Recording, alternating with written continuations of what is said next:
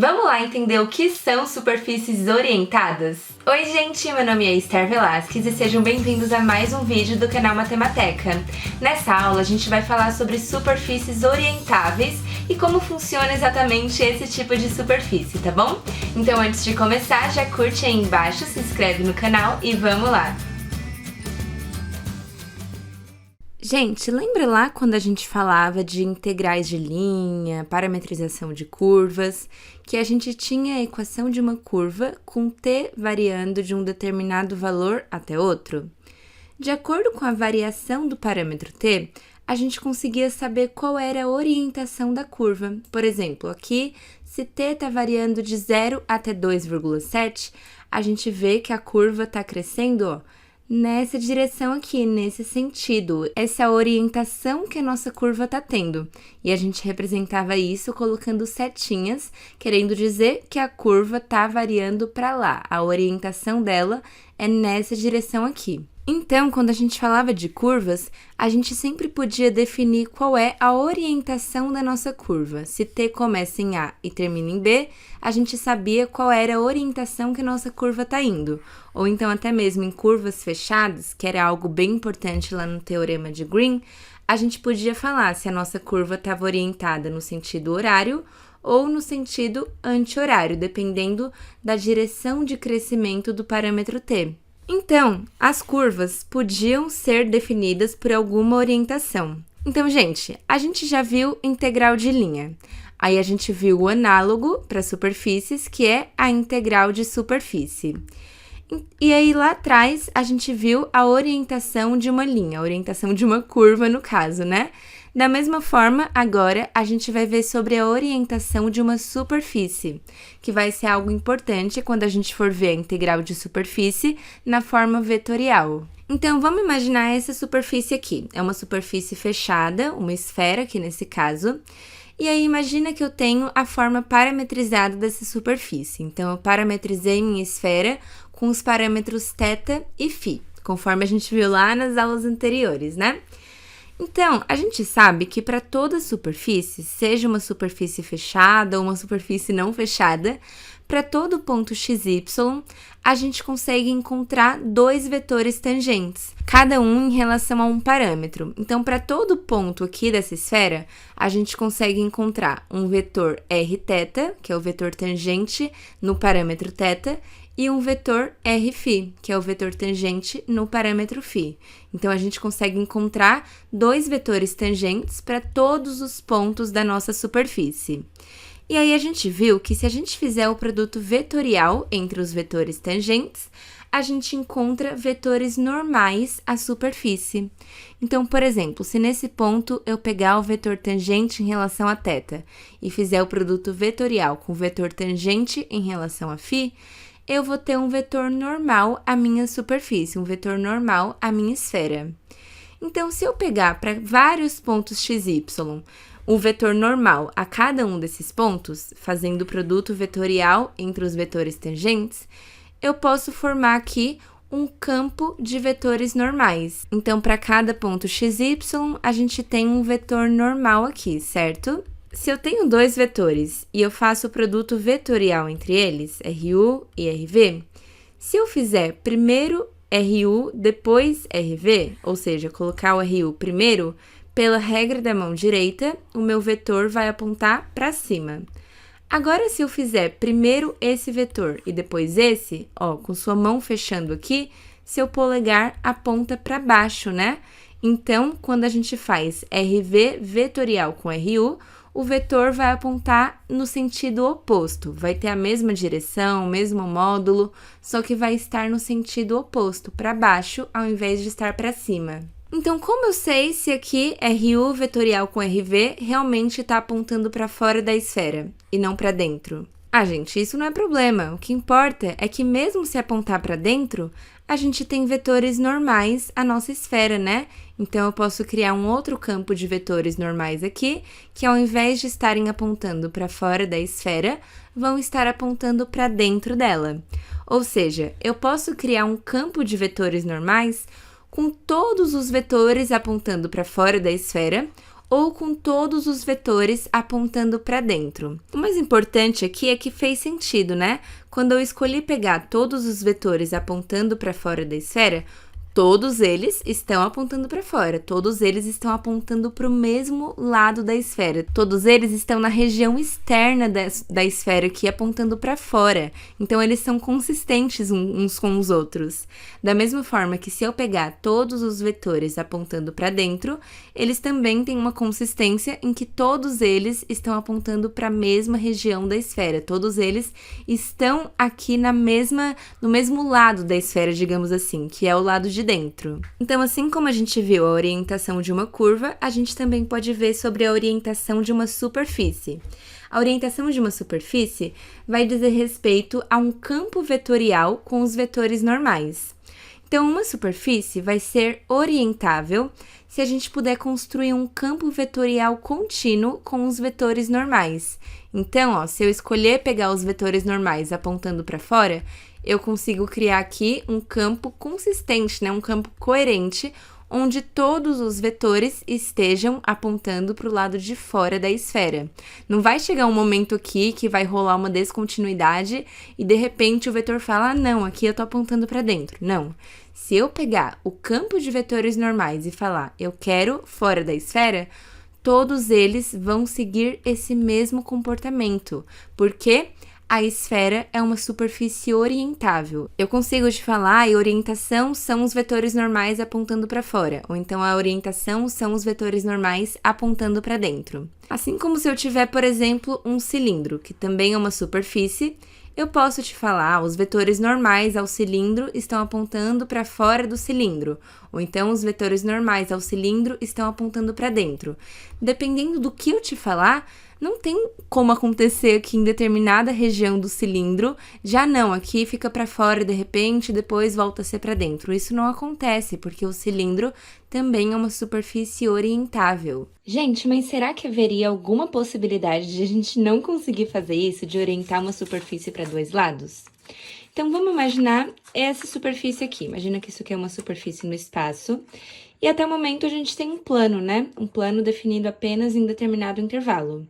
Se você tem esse plano, você consegue tranquilamente definir um lado desse plano, então vetores normais aqui apontados para um lado, ou então o outro lado do plano, os vetores normais apontados para o outro lado.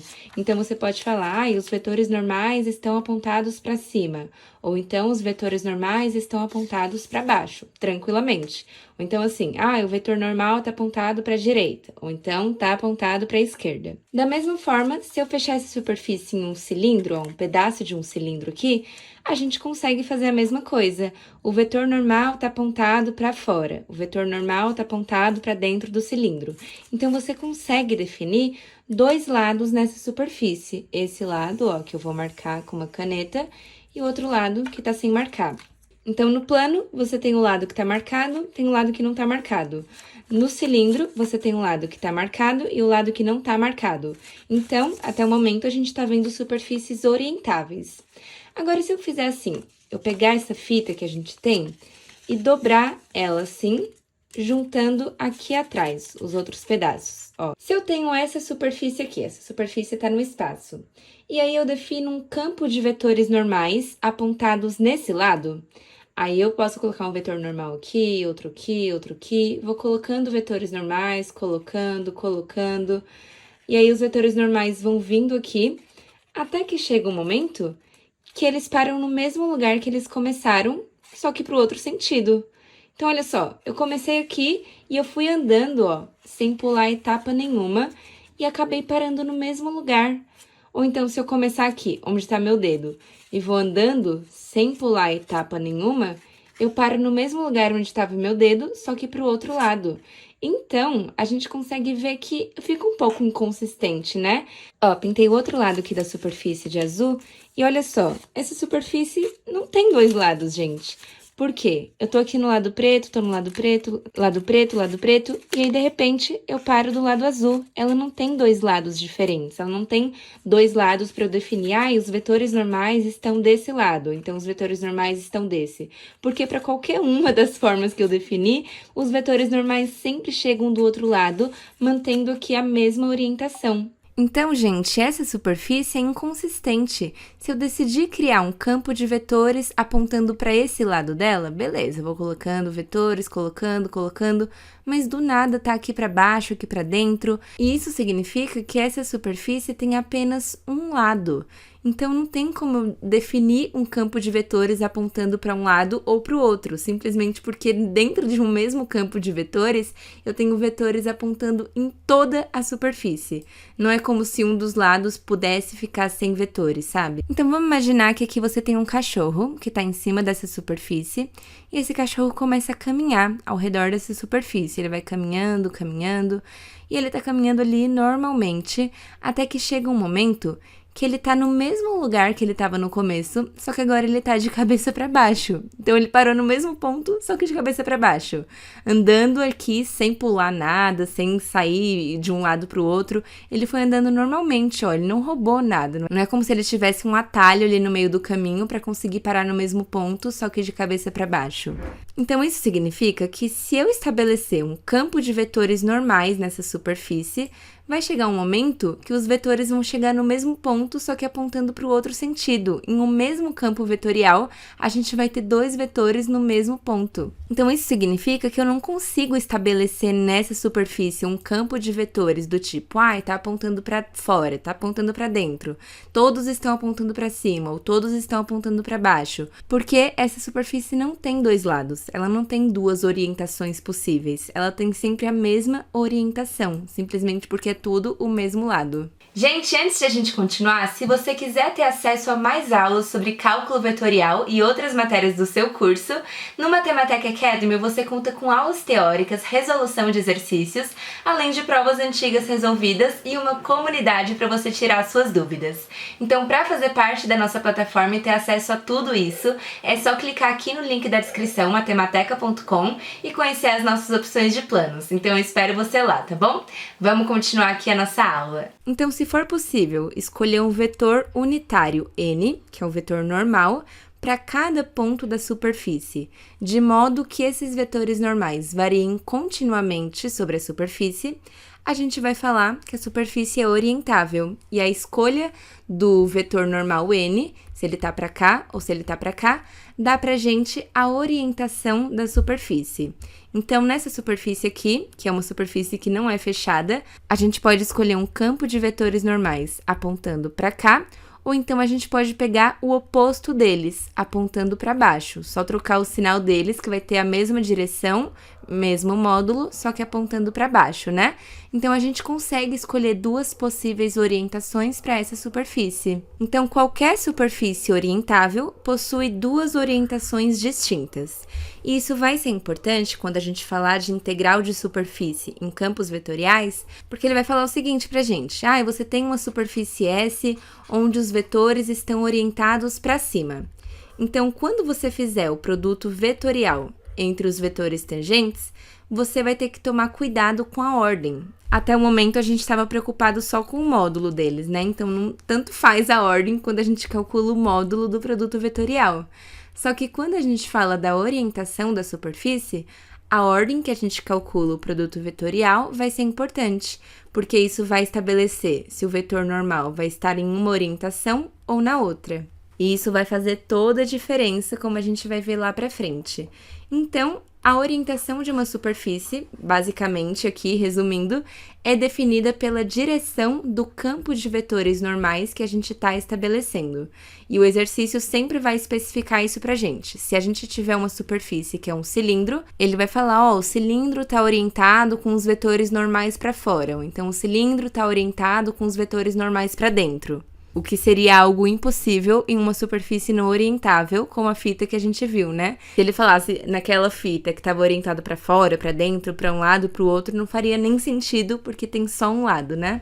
Mas então, nas próximas aulas, a gente vai tomar mais cuidado com a ordem que a gente está fazendo o produto vetorial entre os vetores tangentes. Porque pela regra da mão direita, o vetor que a gente coloca primeiro vai definir se o resultado vai estar em um sentido ou no outro.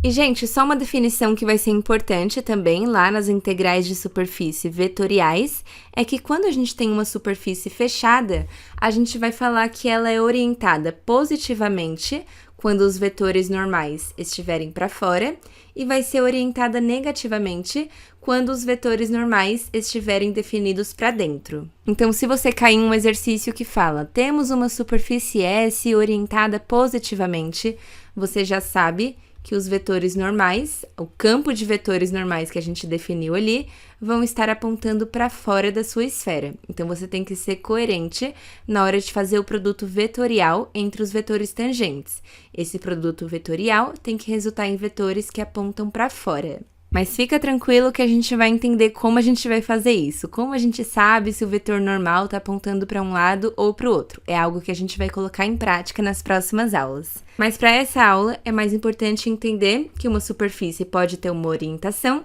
que essa orientação vai de acordo com o campo de vetores normais que a gente escolhe, se é para um lado ou se é para o outro. Assim como uma curva podia ter uma orientação em uma direção ou na outra, as superfícies também podem definir uma orientação que vai ser importante para calcular o fluxo que passa por essa superfície. Bom, gente, então foi isso no vídeo de hoje. Eu espero que vocês tenham gostado. Não esquece de curtir, se inscreve no canal, compartilha com seus amigos e já me segue lá no Instagram para ficar por dentro de tudo, tá bom? Então a gente se vê no próximo vídeo, gente. Beijo!